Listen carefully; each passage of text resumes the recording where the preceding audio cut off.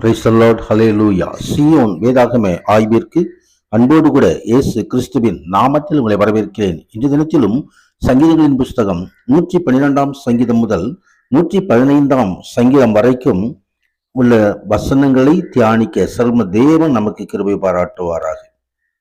112வது சங்கீதத்திலே கர்த்தருக்கு பயந்து அவருடைய கட்டளைகளில் மிகவும் பிரியமாயிருக்கிற மனுஷன் பாக்கியவான் என்று சொல்லி கர்த்தருக்கு பயப்படுகிற ஒரு மனிதனுடைய ஆசீர்வாதங்களை குறித்து இந்த சங்கீதம் தெரிவிக்கிறது.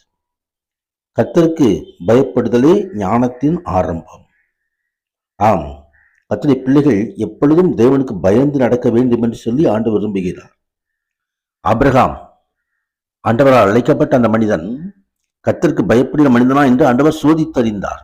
தன் ஒரே புதல்வனாக ஈசாக்கை பலியிட சொல்லி சோதித்தறிந்தார். அதே தேவன் இன்றைக்கும் அந்த கர்த்தருக்கு பயப்படுகிற ஆசீர்வாதங்களை நமக்கு கட்டளையிடுவாராக. 113ஆம் சங்கீதம் இது பஸ்காவின் சங்கீதம் என்று சொல்லப்படுகிறது.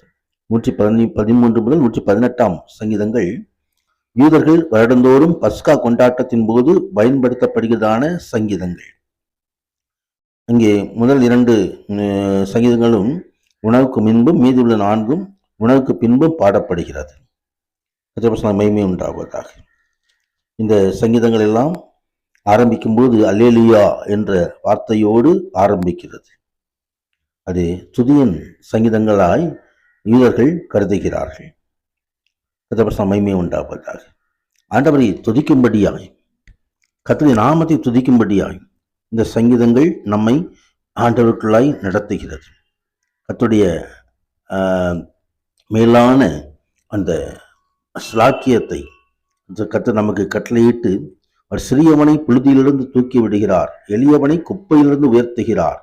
ஆம், ஆடு மேய்க்கிற தாவீதா இருந்தாலும் அரசனாக்குகிற ஆண்டவர், சிறைச்சாலையில் போடப்பட்டிருக்கிறான யோசேப்பா இருந்தாலும் ரதத்தில் ஏற பண்ணுகிறவர். இன்றைக்கும் அப்படியே அவர் கிரியை செய்து கொண்டிருக்கிறது நாம் காண முடியும்.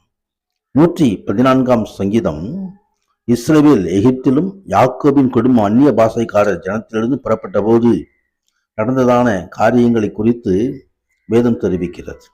வல்லமையின் தேவன் எகிப்திலிருந்து இஸ்ரவேல் ஜனங்களை வனாந்தரத்தில் நடத்தினவர் நம்மையும் நடத்துவார்.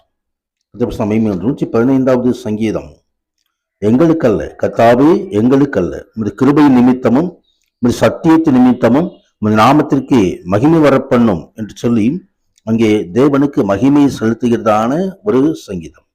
கர்த்தருடைய ஆசீர்வாதம் யாருக்கெல்லாம் உரியது என்று சொல்லி இந்த சங்கீதம் சொல்லுகிறது.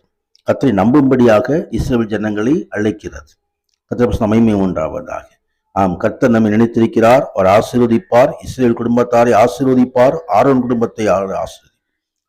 கர்த்தருக்கு பயப்பட பெரியோரையும் சிறியோரையும் ஆசீர்வதிப்பார், உங்களையும் உங்கள் பிள்ளைகளையும் வர்த்திக்க பண்ணுவார். அப்படிப்பட்ட ஆசீர்வாதங்கள் இன்றைக்கும் இந்த தியானத்தில் ஈடுபடுகிற ஒவ்வொரு மேலும் கடந்து வருவதாக கர்த்தர் மகிமையான ஆசீர்வாதங்களை அருளி செய்வார்கள். பரிசுத்த நாமத்துக்கு மகிமை உண்டாவதாக.